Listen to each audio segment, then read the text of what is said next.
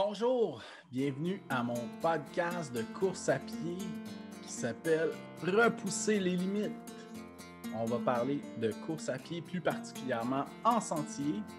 Après 7 ans de course, cette année, j'ai décidé de me lancer dans la plus longue aventure que j'ai jamais faite encore de course en sentier, qui est 100 miles, la distance mythique 160 km. Je vais recevoir des invités. Ça va être un podcast hebdomadaire qui va être disponible en audio et vidéo. Donc, merci d'être là et bonne écoute!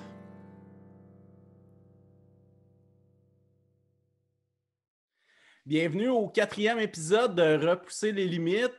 Cette semaine, je suis en compagnie de Vincent Gauthier, un vrai guerrier du Bromont Ultra, un gars pour qui j'ai vraiment beaucoup de reconnaissance de s'être réinscrit cette année, pour vrai. Puis, en plus, c'est vraiment un moment spécial qu'on se parle parce que Vincent aurait dû être en Californie ce week-end-là. Fait qu'on va faire un petit retour aussi sur le Western State qu'on a suivi pas mal by the book religieusement en fin de semaine. Fait que Oui, bienvenue. Bienvenue au podcast. Merci, bien content d'être là. Donc oui, en fait, j'étais supposé initialement être au Western States en 2020. Moi, j'avais été pigé en décembre 2019, là, après 5 années en fait dans la loterie. Wow.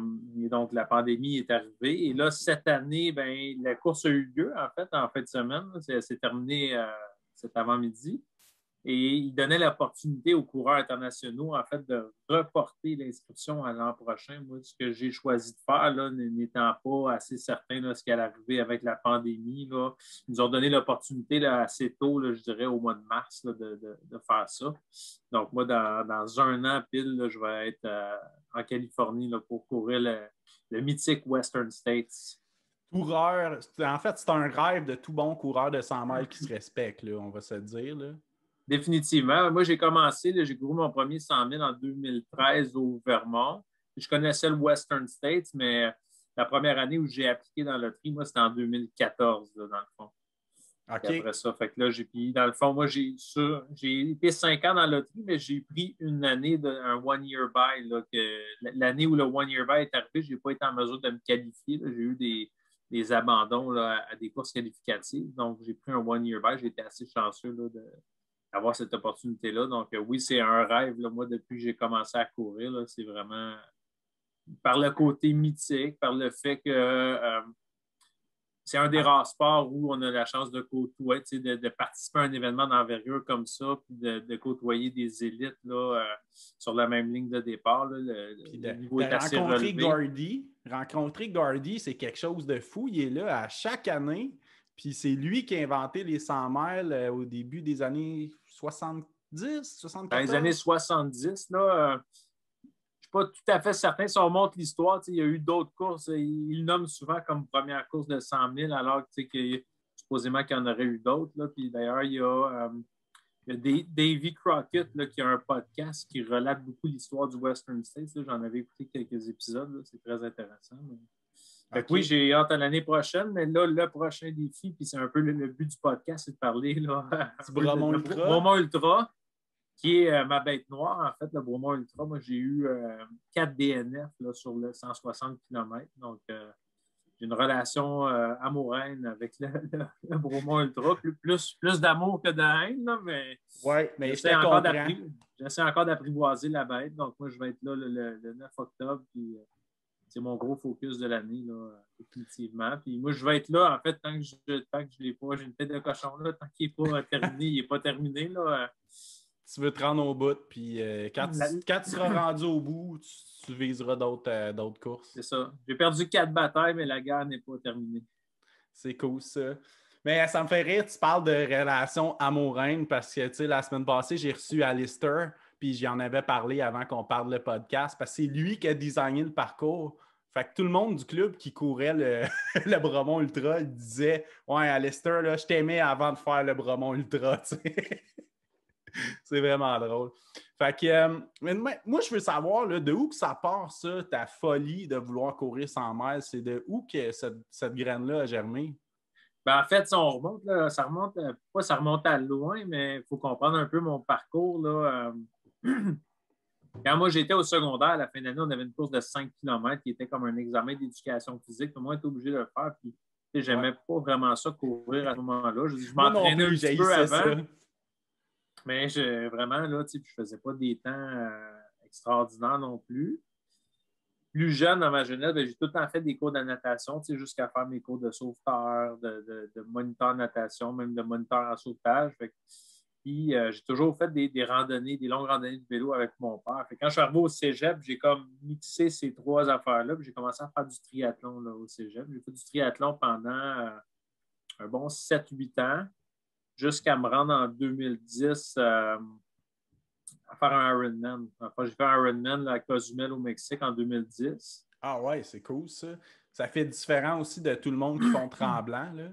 Oui, bien là, dans le temps, Tremblant n'existait pas. Puis je me suis dit, tant qu'à faire un Ah! Ironman, je vais aller choisir une destination qui est quand même assez cool aussi. Là, pas prendre un petit Payer un margarita. trip en même Ben temps. oui, un petit margarita sur la plage après la course. Puis c'était un Ironman qui était quand même pas facile à cause de la chaleur, mais aussi le parcours il est 100% plat. C'est pas nécessairement plus facile que un parcours parce que je veux dire, qui dit parcours plat dit évidemment, tu es obligé de pédaler tout le long. Tandis que des fois, sur un parcours vallonneux, tu peux te reposer dans les descentes. Puis la natation était magnifique là, dans l'océan. Là. On a eu une mer calme. Là, fait que tu vois tous les poissons tropicaux pendant que tu nages. Là, c'est assez hallucinant, merci. La course à pied était faite pour les spectateurs. C'était comme 3 allers-retours de. Ouais, dans le fond, c'était 3 allers-retours. Fait qu'on revenait tout le temps là, au point de départ. Fait que vraiment, là, ouais, ça a été une belle expérience. Puis après ça, j'ai commencé à. Tu sais, je me suis dit, j'aimerais ça courir parce que mon premier marathon, c'était dans mon Ironman. Je n'avais jamais fait de marathon avant.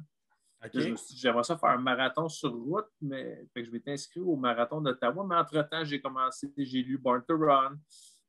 J'ai commencé à suivre Patrice Godin. Puis là, ça commençait un peu les Ultras au Québec, Pierre Lequin, ceux qui ont vraiment parti là, un peu ça. Puis j'ai été inspiré. Fait que je me suis dit, je me suis inscrit dans certaines courses. Mon premier ultra, moi, ça a été le Ultimate XC là, dans le temps que c'était Dan Desrosiers.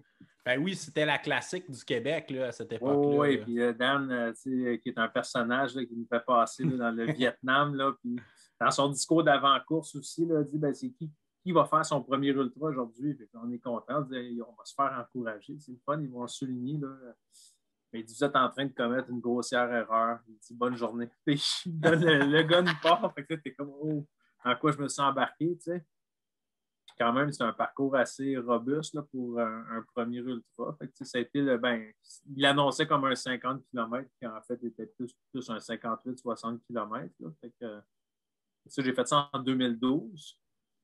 Okay. Après ça, pendant l'été, j'avais été faire, moi, le XC de la Vallée, là, le Transvallée sur 3 jours. Là, puis ça a été un peu mon initiation à l'esprit de trail, l'esprit de communauté.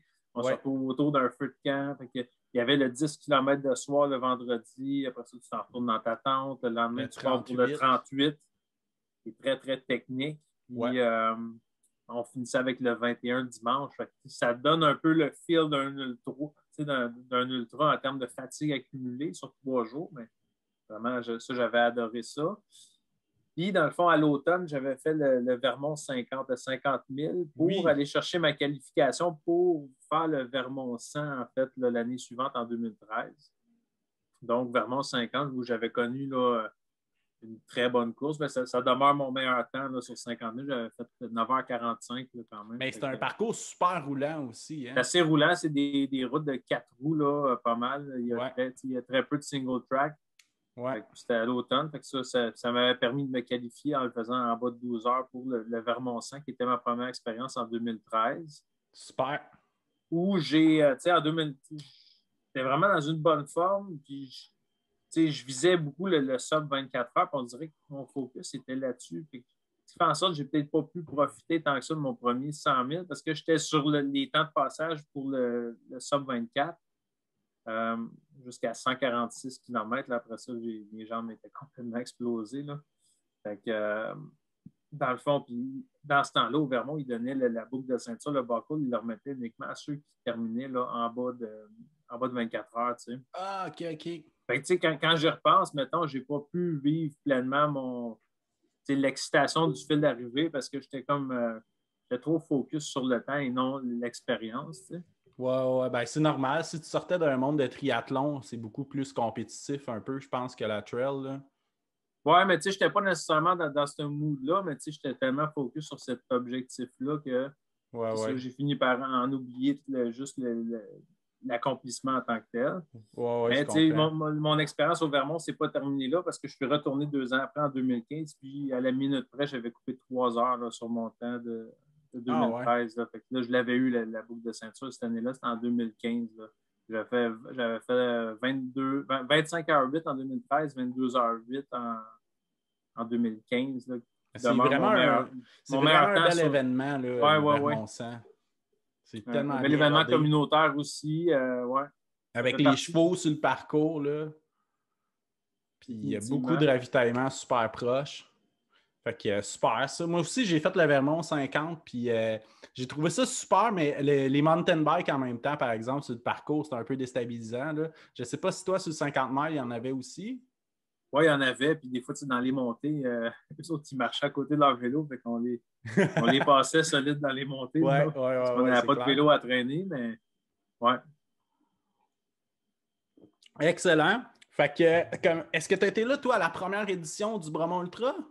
Non, c'est ça, la première édition du Beaumont Ultra qui était en 2014. Moi, je faisais une course la 14. même fin de semaine, un 100 000 qui s'appelle Oil Creek, là, qui est en Pennsylvanie. Là. Oui, j'ai déjà entendu parler, ouais. C'est une très belle course. C'est un 100 000 qui est 3 boucles de 50 km avec une petite boucle de 10 km à la fin. OK. Dans un parc, un state park là, américain, là, dans les. Puis Oil Creek, dans le fond, ça fait référence, c'est comme des reliques là, de puits d'extraction de pétrole sur le parcours. OK. Fait que c'est comme une vallée, les ravitaux sont rapprochés. Tu sais, moi, je courais avec une bouteille à main, j'avais pas besoin de traîner un sac d'hydratation. Puis, il y avait des ravitaux de 10 km, là, c'était bien fait. Puis, tu sais, une fois que tu fais la première loupe de 50, ben là, tu repars, tu la refais 2 autres fois. Fait que ça te permet aussi de gager, de dire, ben, OK, là, je sais qu'il y a une côte là. Puis à la fin, il y avait une boucle de 10. Puis c'était une course qui a fait froid quand même. Là, on est tombé en bas du point de congélation. Puis on finit dans un high school, dans le fond. Fait que ce qui est cool, c'est que, mettons, la veille de la course, on peut amener des matelas, puis juste comme tout le monde dormait dans le gymnase. Fait que, on OK. part la course, fait que, ils ouvrent l'école, c'est gratuit. Là. Mettons, tu dors dans le gymnase, puis quand tu finis ta course, ben, tu as accès aux douches. OK. Fait que, ça, j'avais fait ça. Puis c'est avec cette course-là, la première fois que j'ai pu me qualifier là, pour la loterie du Western States. Ouais. OK. Puis, on a déjà parlé, là, entre nous, là. Ben, en fait, on s'est connus au Donham 50, là, pour le Ouais. monde qui sont familiers avec le trail, peut-être que de la région connaissent ça un peu, là. Puis, je me rappelle, on s'était parlé du Orca Island. Tu m'as dit que c'est un de tes 100 miles coup de cœur préférés que tu as fait. Ça a-tu changé depuis ou? Non, ça demeure, jusqu'à présent, là, ça demeure ma course préférée pour l'endroit est magique. Là, dans le fond, moi, j'avais volé jusqu'à Seattle. Après ça, je m'étais pris un auto de location. C'était 1 heure et demie à peu près ça pour me rendre au traversier. Parce qu'Arcos Island, dans le fond, tu prends un traversier, tu C'est arrives un sur île, une ouais. île. C'est ça. Là, dans le fond, tu t'en vas au Moran State Park. Puis il y a comme un gros chalet, puis il y a des dortoirs. Fait que toute l'organisation, en fait, là, j'ai oublié, non, c'est pas. Je sais que Destination Trail, là, avec Candice, ils ont fait des courses sur Arcos Island, mais c'est pas cette organisation-là. C'est Rain Shadow, Oui, c'est ça, Rank Rain Shadow Shadow qui organise Running, là, ça, ouais. qui, dans le fond, le directeur de course, là, il est vraiment super. L'esprit de communauté. Je suis arrivé là-bas, puis comme mon Dieu, est-ce que je les connais déjà, ces gens-là? Tu as l'impression, j'ai Ah l'impression de les ouais. connaître déjà, alors que c'est sûr que c'est la première fois que je les rencontre. Ah, Tout le c'est monde est cool. vraiment friendly. C'est comme quasiment un camp de vacances de 100 000. Tu arrives là, tu t'en vas dormir dans les dortoirs avec d'autres coureurs. Le monde est super friendly. Dans le fond, on part du chalet principal. La course, ça partait. C'est quand même assez costaud. Là. C'est 4 boucles de 40 km, là, dans le fond. Fait que tu reviens tout le temps au ravito. Ça contribue à l'esprit de communauté aussi, parce que moi, je revenais tout le temps au ravito principal. C'était tout le temps le même bénévole qui s'occupait de moi. J'ai comme créé un lien avec le bénévole. Puis lui, il savait mener ce que je voulais. Puis tout ça, il m'amenait mon sac. Puis il me reconnaissait comment ça se passe. Puis le directeur de course, lui, il notait comme une petite information sur chacun des coureurs, une petite anecdote. Fait que quand il y avait une cérémonie d'après-course, Fait que lui, il nommait, là, je trouvais bon de retenir toutes ces informations-là. Il se promenait avec ses petits cartons, tu sais. C'était vraiment c'est cool, très, très friendly. Puis, mais c'est monstrueux là, comme en termes de dénivelé. Là, on était à 7800 mètres. Là, on frôlait le 8000 mètres de dénivelé. Là. Puis, il y avait une côte qui s'appelle Powerline. C'est comme une ligne. C'est comme un lieutenant Dan boosté aux hormones. Juste pour te donner une idée. Là, genre, mettons, après avoir fait. Quand tu fais la Powerline au complet, tu es comme OK, je préférerais qu'on me donne lieutenant Dan. Alors que quand tu fais lieutenant Dan, tu préférerais. Là, fait que ça donne une idée, mais puis la noirceur, on avait quasiment un 14-15 heures de noirceur. Fait que ça oui, parce que c'est quand déjà? C'est ça en février, je pense? Oui, c'est ça, c'est tôt aussi. Fait qu'en termes d'entraînement, tu t'entraînes pendant l'hiver. C'est moi, l'année où je l'ai fait, oui, c'est difficile à gérer. Puis surtout, ben, tu arrives là-bas, c'est quand même frais comme température, mais moi, l'année où je l'ai faite, les sentiers étaient secs. Il n'y a pas plus, parce que on est dans le West Coast, là, il y a beaucoup, beaucoup de pluie dans ce coin-là. Oui, c'est la saison de la pluie, l'hiver. D'ailleurs, en 2020, elle n'a pas eu lieu. Cette année, en 2021, elle a eu lieu, mais écoute, il y avait des conditions atroces, c'était inondé, là, c'était très, très lent comme condition. Nous, on a eu des conditions exceptionnelles. Il n'y avait presque pas de boue. Il n'a pas mouillé. Oui, c'était froid pendant la nuit, mais bien habillé. C'est magnifique. Et dans des forêts là, de conifères, là, des gros. Non, c'est vraiment le single track qui est magnifique. Là. C'est vraiment un peu un plaisir de courir là. Fait que, oui, ça demeure ma plus belle expérience. Puis juste le fait là, d'arriver sur une île, les paysages. Puis pendant la nuit, à un moment donné, tu vois comme une ville illuminée au loin, mais c'est Vancouver, parce que. Oui, c'est l'autre bord. C'est juste du côté américain, mais ça se trouve pas très loin aussi de l'île de Vancouver où il y a Victoria. Là, exact, oui. C'est une montagne, le mont Constitution, dans le fond. Puis la particularité de cette course-là aussi, c'est qu'il y a une tour en haut, puis il y a le Tower Club. Ça veut dire que c'est comme un bonus dans la course. Si tu montes en haut de la tour, c'est comme 65 marches, mais c'est rendu là 65 marches de plus ou de moins 4 fois. Fait que tu vas puncher ton bib, dans le fond, 4 fois, puis à chaque fois que tu repasses en bas, ils te font un X à l'endroit où tu punches ton bib, là, juste pour pas que quelqu'un triche. Fait que, il y a le Tower Club, puis tout le monde qui a fait le Tower Club, qui a fini la course, mais il te donne un T-shirt, mettons, Tower Club. Ah ouais? Ah ouais, fait que ça, c'est vraiment, qu'est-ce qu'on ferait pas pour un T-shirt? Fait que ça, la majorité des coureurs faisaient le Tower Club, peut-être sauf les 2 gars en avant, qui eux autres, ils gaulaient vraiment pour le temps, là, eux autres, ils sont allés s'acheter un T-shirt à la place d'avoir celui-là, je ne sais pas, mais. Puis, en termes d'effort, j'imagine que c'est plus long, cette course-là, que le Vermont-100. Beaucoup moins roulant. Ça a été mon temps le plus lent sur 100 000. Moi, ça m'a pris 32h20, 32h22. OK, ouais. OK. Quand je suis revenu, moi, je suis directeur adjoint dans une école secondaire. Quand je suis revenu là, à l'école, mon concierge, j'ai raconté cette course-là. Il dit, voyons, ça n'a pas de bon sens. C'est une semaine de travail. J'avais jamais vu le même, mais je dis, oui, t'as pas tort quand tu le regardes demain. Fait que, ouais, non, ça a été ma plus belle course. J'ai fait aussi Tahoe Rim Trail, là, qui est comme. qui se trouve qui est sur le bord du lac Tahoe, mais comme l'autre côté de Western State, là, du côté du Nevada. OK. Ça, je l'ai fait en 2016, le Tahoe Rim Trail, qui est quand même assez costaud. Là. Tu montes en altitude, tu as un proche 7000 mètres de dénivelé aussi. Mais les paysages sont hallucinants là, sur le bord du lac Tahoe, mais tu as des méchantes côtes. La journée, il fait 35 degrés, la nuit, il fait 2 degrés. Fait que tu as comme un gros clash de température. Ça aussi, là, c'était le directeur de course, un peu un personnage aussi. Il faisait jouer comme l'hymne national américaine en version là, heavy metal, là, en version guitare électrique là, le matin à 5 heures, là, vraiment. Fait que, ouais, ça aussi, c'est une très belle course. J'en ai fait plusieurs belles, mais ça reste mes 2 préférés. Ben, Bromont aussi, évidemment, est dans mes préférés. Là. Je parle des courses que j'ai à l'international. Mais tu sais, Bromont a une place spéciale. Là. On dirait que c'est la grand-messe de l'automne. Hein. C'est comme une tradition là, dans des couleurs flamboyantes. L'ambiance, là, c'est vraiment malade. Oui, c'est ça, vraiment.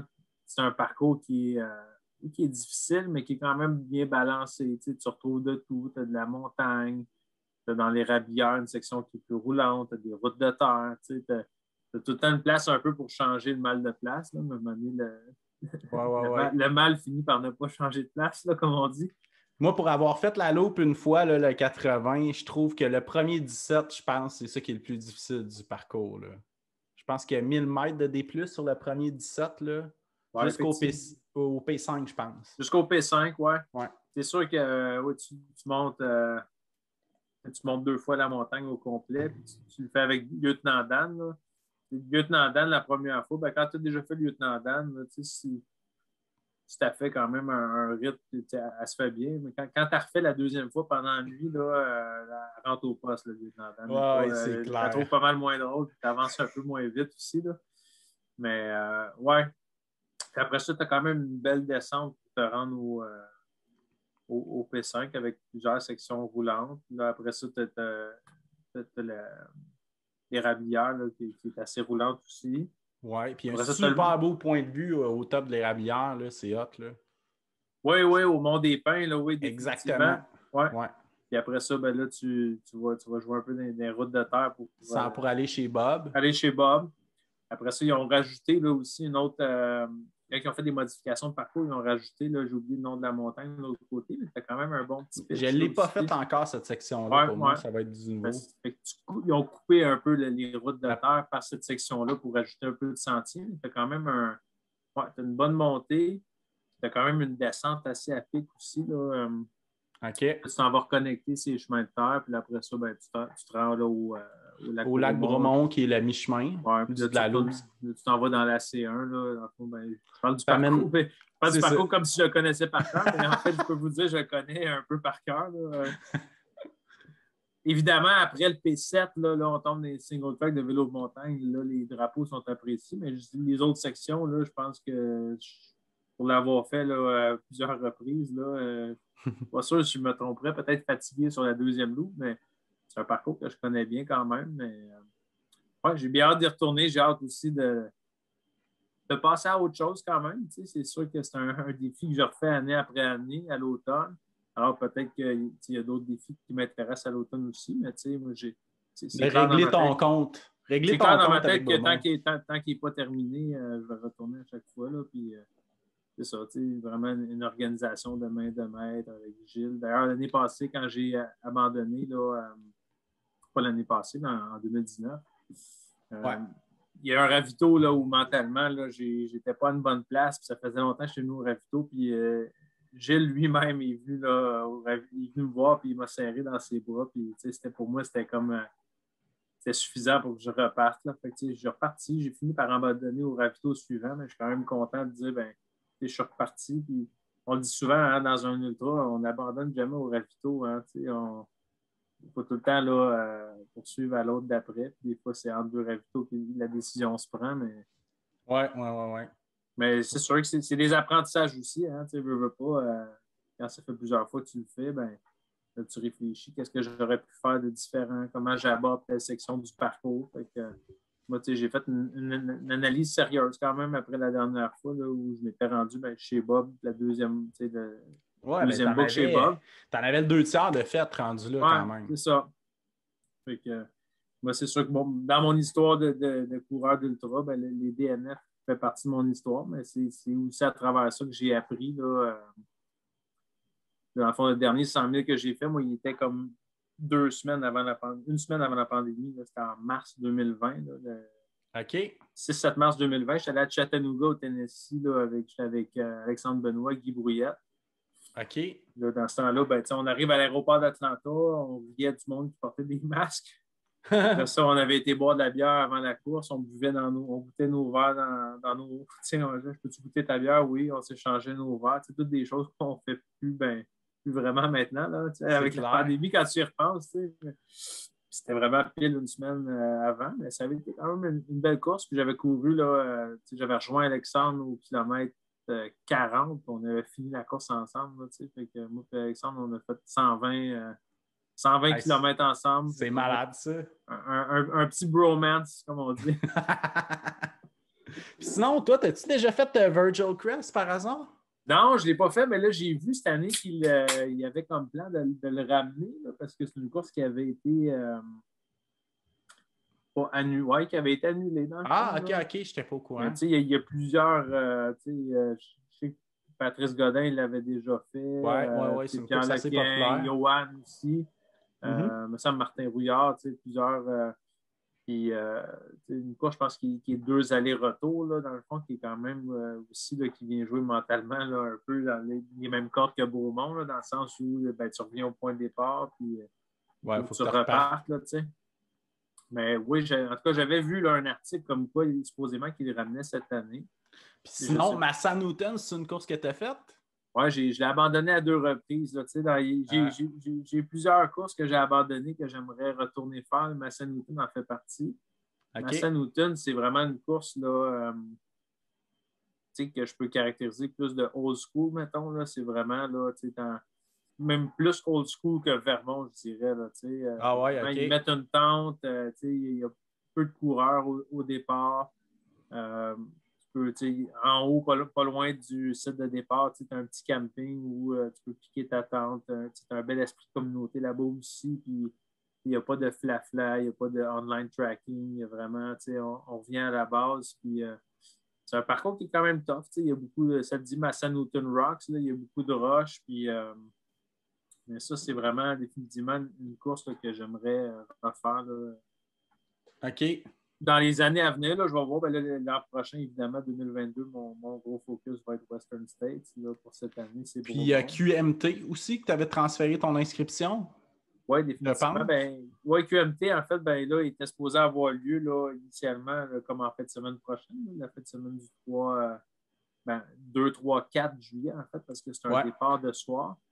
Et là, quand ils l'ont transféré mi-août, ben là, je regardais, je dis, ouais, ça se rapproche de Bromont de 1. De 2, moi, je suis directeur adjoint dans une école secondaire. J'aborde mes grosses semaines de préparation de l'année scolaire. Je me voyais difficilement aller faire une course qui va me demander 2 nuits sans dormir. Puis que là, après ça, il faut que je sois alerte puis que je puisse travailler adéquatement. Fait que j'ai décidé de canceller mon inscription. Par contre, définitivement que c'est dans mes plans dans les prochaines années. Là. Jean Fortier qui est un excellent organisateur de courses. On sait que tu sais quand tu signes que tu t'inscris pour une course avec Jean qui est en business, que lui, la sécurité, je l'ai écouté là, dans d'autres podcasts, là, mais Ouais, lui, il il n'y a prend aucun ça à compromis sur cœur. la sécurité, puis c'est une organisation A1. Ouais, Ça, ouais, c'est ouais. sûr que oui, définitivement, mais ça a été quand même un catalyseur, moi, pour repartir un peu mon entraînement. Avec la pandémie, j'avais délaissé quand même pas mal l'entraînement. La Ouais, ça a motivation été n'était pas dur. évidente pour toutes sortes de raisons, mais quand on ne veut pas quand tu t'inscris, là, quand tu cherches ta carte de crédit, tu as comme un Tu fais un commitment. commitment. Fait que là, ça m'a permis quand même de faire un bon build-up mon entraînement. Puis, là, le niveau de forme est quand même bon. Euh, j'ai eu l'occasion aussi d'essayer là, une petite semaine de fast packing dernièrement. Là, que, Oui, oui, oui, oui. j'ai beaucoup apprécié là, vraiment. J'ai fait ça dans l'Anaudière sur le Sentier national. On a fait un 66 km en 2 jours. C'est vraiment un autre mood que les courses. Tu es vraiment plus dans le moment. Ben, pas dans les courses, tu es dans le moment présent, mais là, tu arrêtes à un ruisseau parce que là, il faut que tu files ton eau, tu profites un peu plus de la nature. On était plus dans un mode rando rapide que course, là, étant donné la technicité du sentier. Mais fait que, je Mais varie un peu les expériences aussi, mais c'est c'est quand sûr que même c'est un. bon pour préparer un 100 mètres, ce genre d'expérience-là. Là. Oui, vraiment, tu travailles beaucoup ta vitesse de marche. Ça nous a donné 17 heures de randonnée sur 2 jours. Fait quand même beaucoup d'endurance. Puis, il y a un thrill aussi. Là, moi, je suis avec un de mes amis, on a stationné nos autos à 2 endroits. Fait évidemment, tu n'as pas le choix de te rendre à ta deuxième auto si tu veux revenir à la maison. Fait que c'est quand même. C'est une expérience que j'ai beaucoup appréciée. Fait que, je suis rendu, puis j'ai un vélo de gravel aussi. Fait que j'essaie de mixer un peu mon entraînement là, sans délaisser la course, mais j'aime ça varier. J'ai peut-être le projet aussi de faire du bikepacking cet été. Là. Je me suis équipé aussi. Fait que, des fois, c'est le fun. J'ai été longtemps vraiment dans un mood de dire ben, je focus sur des courses. Des fois, j'en ai mis plusieurs dans une année, peut-être trop. Là, on Ah, ouais, apprend ouais. aussi.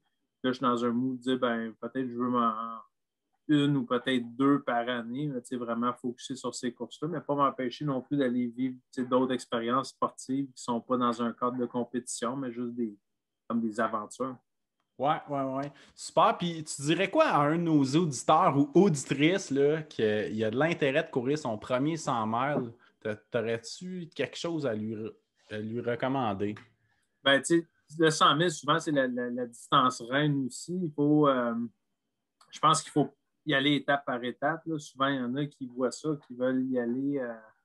Fait que, tu sais, je pense que ça vaut la peine là, minimalement. Moi, je suis passé du 80 au 160. Là, on commence à avoir une offre de course qui permet d'aller chercher un 100, Entre 110, les deux? 120 km entre les deux. Ouais. Je pense que ça peut être intéressant. Tu sais, je pense qu'il faut aussi se poser la question. C'est une grosse commande, le 100 000. Est-ce que mon train de vie me permet de soutenir un entraînement? Tu sais, puis de dire ben, Super bon point, ouais. comment je vais structurer aussi mon entraînement par rapport à mes autres occupations, par rapport à les obligations familiales, etc. Tu sais. Moi, je m'entraîne toute la semaine, je m'entraîne tôt le matin. Là. Je me lève à 4h30, je vais souvent courir de 5h30 à 6h30, ce qui fait que ça libère mes soirées. Puis moi, c'est rendu dans ma routine. Puis là, je peux faire des plus longues courses les fins de semaine, mais fait que, tu sais,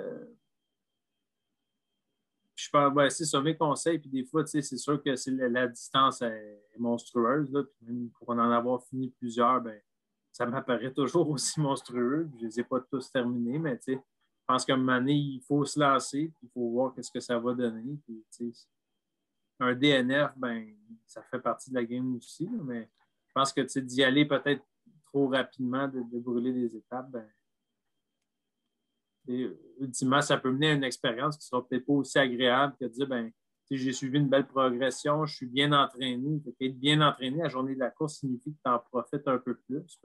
Oui, tu vas avoir des hauts, des bas, mais ton niveau de forme va t'amener à être en mesure de mieux apprécier l'événement. Ouais, c'est ça, d'être plus consistant un peu aussi, puis de te garder de l'énergie pour la fin, même si ça a l'air d'être vraiment dur dans un 100 mètres. Là.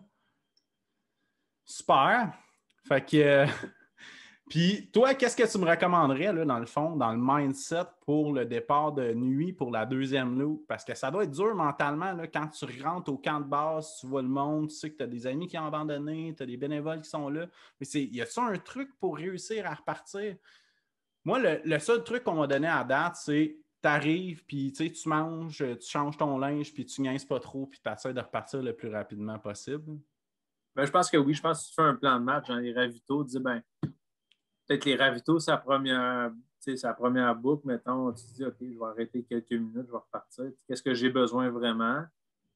Évidemment, quand tu arrives au camp de base, ben, tu as un setup qui est bon pour faire un changement de vêtements. Là, tu t'en vas affronter la nuit. Habituellement, il commence à faire noir un peu avant que tu arrives, là, à moins que tu sois. C'est rapide là, avant que tu arrives au camp de base. La deuxième boucle, mais je pense déjà de planifier, de dire ben, moi, c'est quoi que j'ai besoin au ravito, comment je vais gérer mon ravito. Ouais. Oui, tu vas avoir des coureurs là, qui sont pétés, puis des fois, c'est tes amis, puis il y en a qui abandonnent, mais dire, ben, moi, c'est ma propre course. Lui, il ne se sent pas bien, puis il ne faut pas que ça vienne non plus de jouer dans la tête. Évidemment que là, tu es dans une année, je ne sais pas à quoi on peut s'attendre de l'événement cette année, considérant la pandémie. Quoi qu'on s'en va en déconfinement à vitesse grand V présentement. Oui, exactement. Comme le montrait la foule en à bordure du Centre Bell. Ouais. Ouais. Mais en fait, ben, c'est ça. Je pense qu'il faut se faire un plan dans le ravito, puis à un moment donné, il faut juste repartir. Tu sais. Ouais. C'est une bonne stratégie, ça. Puis, dans le fond, c'est d'aborder après ça ravito par ravito. Puis, ouais, c'est ça, de découper en petites sections, puis de dire, ben, faut que je passe à travers la nuit, mais quand le soleil se relève, puis biologiquement, on dirait qu'il y a quelque chose qui se produit, le soleil se lève, on dirait ben, c'est une nouvelle journée, on dirait que l'énergie est renouvelée aussi. Ouais. Si tu vas avec l'option d'un pacer qui peut être très intéressante aussi, ben, du moment que tu te rends à ton pacer, après ça, c'est comme. Lui, il va t'amener à la fin un peu. Ben, il va t'amener à la fin. Là, tu vas avoir une présence avec toi. Ça va être c'est plus rassurant. Puis, toi, as-tu déjà eu des pacers sur tes 100 miles que tu as faites dans le passé? Oui, j'ai vécu les deux. Moi, j'en ai fait là, solo. Puis, Arcus Island, que je parlais, lui, cette course-là, je pense qu'ils n'ont pas le droit à les pacer. Ne permet pas de pacer. C'est une course qui est faite pour être faite solo. Puis honnêtement, c'est une belle expérience aussi de compter sur tes propres ressources. Là. Mais oui, j'ai eu des pacers là, à plusieurs occasions. J'ai fait plus de courses avec des pacers que pas de pacers, mais il y a quand même une fierté supplémentaire de dire ben, j'ai complété une course en solo. Tu sais. Oui, parce qu'au Vermont, ils te donnent un cadeau si tu l'as fait solo ouais, et sans pacer. c'est ça, il y a des événements qui reconnaissent le fait que tu l'as fait là, par tes propres moyens, là, solo. Fait que souvent, solo aussi implique pas de crew avec des drop bags. Mais il y a quelque chose de le fun aussi d'avoir un crew qui te suit puis de dire ben là, d'avoir une équipe derrière toi. Puis, je recommande les deux expériences, mais ceux qui l'ont tout le temps fait avec des crews et des pacers, ça vaut la peine au moins une fois de dire ben, je vais faire un événement 100% pour solo, toi. Là. 100% solo, où là, ouais. je compte sur mes propres ressources. Puis évidemment, chaque course a ses règles, savoir à partir de quel moment le pacer peut prendre en charge. Il y en a là, que c'est assez tôt, il y en a que c'est à 80 km là, pour les derniers, la deuxième portion de la course.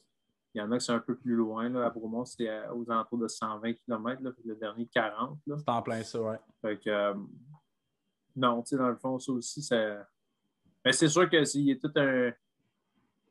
Avec l'esprit de communauté, tu sais, quand tu as des amis qui te suivent toute la journée, puis si tu as bien planifié, de dire ben, voici ce que je vais avoir besoin. Puis aussi, avec un PSE, c'est important d'avoir la conversation, de dire ben, comment moi, comme coureur, je vois ça, d'avoir toi comme pacer, tu peux être Avoir en un avant, plan en de match à arrière. lui proposer, ouais. Ouais, c'est ça, mettons, est-ce que j'aimerais ça que toi, tu te concentres à regarder le flagging pour être sûr que je ne me perde pas, parce que là, je serai plus focus à tel moment.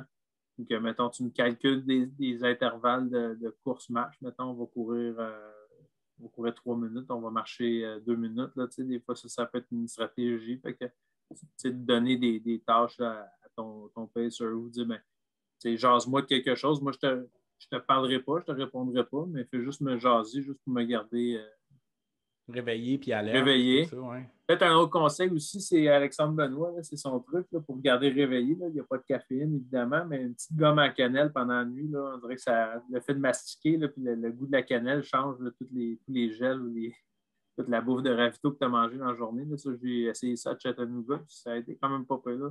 Quand il y a une ou deux gommes à cannelle, là, tu manges ça. Fait que le fait de mastiquer, de mâcher ta gomme, ben, te donne un petit niveau d'alerte. Là. C'est pas infaillible, là, mais c'est quand même. Mais c'est bon. Écoute, tous les trucs sont bons, là. Ouais. Super, ça.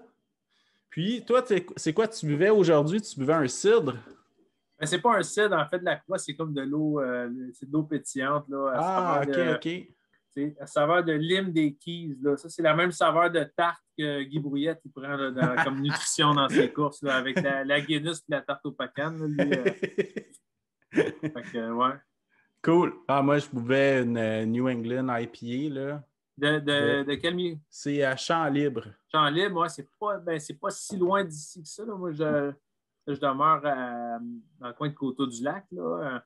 Ça, c'est à Mercier, là, qui n'est pas loin de Châteauguay, le Champ-Libre. Là. On a des belles microbrasseries au Québec. Là, la variété est assez incroyable. Là, vraiment. Des fois, c'est dur de faire un choix. Là, mais ouais. Super. Puis si on parle un petit peu plus loin dans le futur, mettons, là, après, une fois que tu vas avoir terminé le Bromont Ultra, tu as le Western State là, qui va être vraiment ton objectif. Oui, ça va être Western States. Puis l'UTMB, c'est-tu quelque chose qui t'attire, toi? Non, puis ça m'intéresse, tu sais, puis encore moins depuis qu'on a eu l'association avec Ironman. Mais déjà, moi, ça m'intéresse. Moi, les courses que j'ai le plus aimées, là, on était c'est les courses plus old school. Là. Puis on était à peine plus de 100 sur la ligne de départ. Là. Moi, tu sais, c'est niaiseux, là, mais pas moins il y a de monde, là, mieux je me porte, mais tu sais, quand il y a moins de monde, on dirait que tu apprécies plus la nature, il y a moins. J'ai fait des courses. C'est un peu ça l'esprit trail aussi. Ouais. Hein? Je n'ai vu de toutes sortes de. Des fois, il y en a qui mettaient de la musique forte. Des courses. J'en ai un là, qui est en train de régler des téléphones d'affaires là, quand on était à Zion, dans le milieu du désert, là, sur le top d'une montagne. J'étais comme, es-tu vraiment en train de régler des choses pour la job? Là? Tu t'es inscrit à un 100 000. Là. Ça, moi, j'en reviens pas. Là, mais non, moi, les courses plus petites, puis moi, juste le fait là, de. Western States, c'est une loterie. C'est une loterie qui n'est pas contestée, mais le monde, oui, évidemment, il n'y a pas beaucoup de coureurs, mais c'est un des processus de loterie les plus transparents. Puis c'est un des processus de loterie qui c'est le plus ajusté. Là. Il avait mis. Là, ils ont encore changé le système cette année où tu peux prendre des années de break, revenir, tu conserves tes acquis. Dans le passé, ils ont mis un one-year buy, pour les femmes enceintes. Vraiment, c'est. Mais non, UTMB, moi, ne m'intéresse pas. Je ne dis pas que ça ne m'intéresse pas d'aller faire peut-être des randonnées ou d'aller voir des sections du parcours en voyage là-bas, là, dans un contexte autre que la course. Ouais. Mais... Ben, moi aussi, je pense la même chose que toi. Là. Aller faire le tour du Mont-Blanc, au pire dans un voyage organisé ou dans un autre mode, là, mais pas dans l'événement. Là. C'est sûr, ben, j'ai parlé de Massanutten que je n'ai pas terminé. Il y a une course au Colorado que j'ai fait 2 fois et que je n'ai pas terminé, là, qui est assez tough aussi, qui s'appelle Island Sum. OK.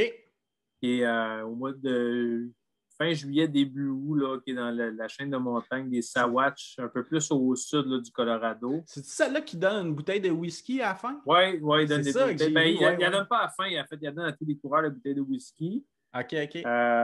C'est une course là, qui est quand même, oui, le dénivelé est imposant, tu es en altitude, mais quand même assez haut. Là, on frôle le 4000 mètres d'altitude là, quand même. Oh, ouais, c'est tough. La deuxième fois que je l'ai fait, j'ai fait de l'acclimatation. J'étais arrivé un peu plus qu'une semaine avant. J'avais eu l'occasion d'aller faire des hikes là, un peu plus haut. Ça avait été quand même bénéfique, mais c'est vraiment une très, très belle course. Là. Les paysages sont hallucinants.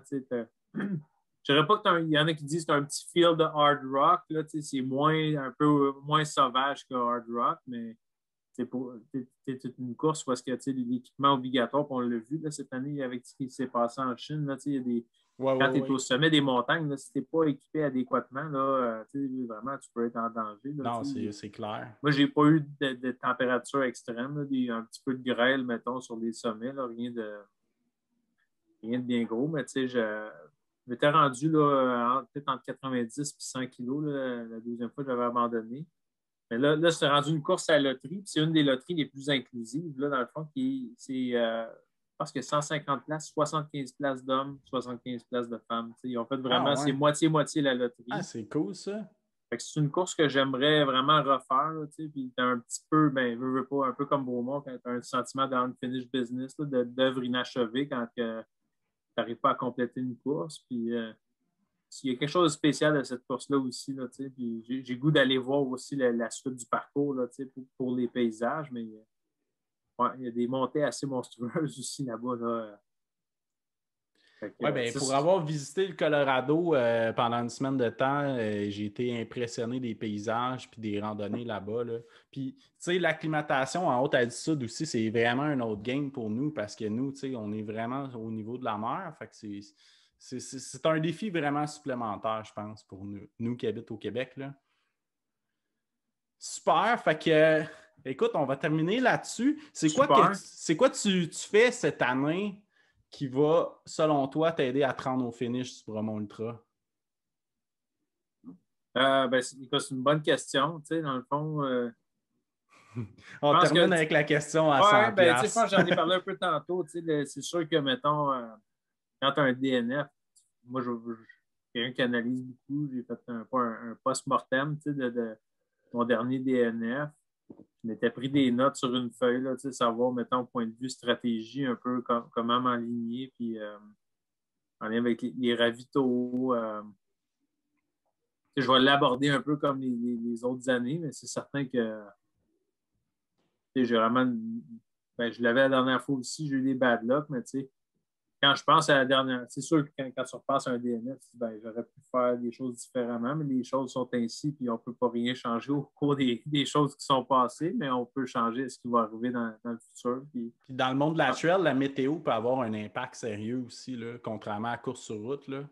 Oui, c'est ça. Puis la dernière année, en fait, là, quand j'ai fait en 2019, j'ai abandonné. On avait des conditions météo exceptionnelles. Fait que on va souhaiter qu'on ait des belles conditions aussi, pas pluvieux, mais sinon, on va m'habiller en conséquence. Puis, mais un truc qu'on avait parlé, c'est que toi, tu disais que tu voulais faire plus d'intervalles aussi cette année pour gagner en rapidité pour la course.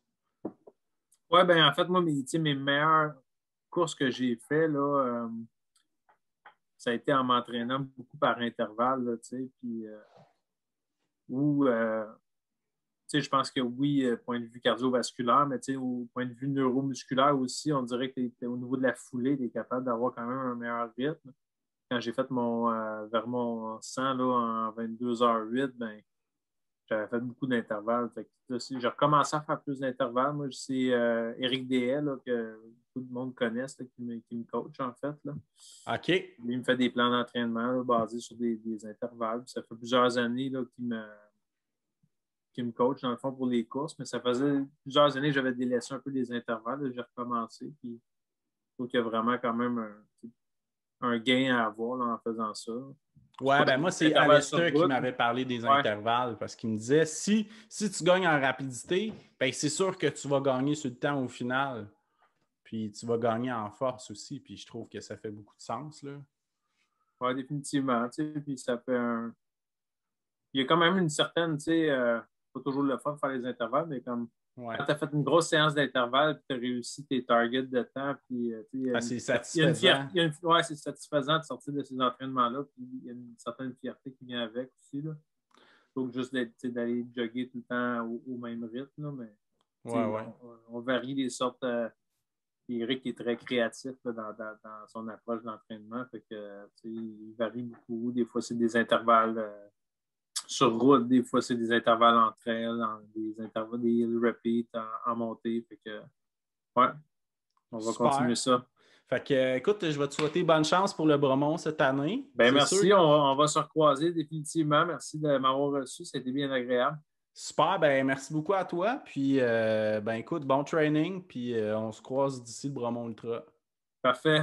Merci, Jean-François. Merci.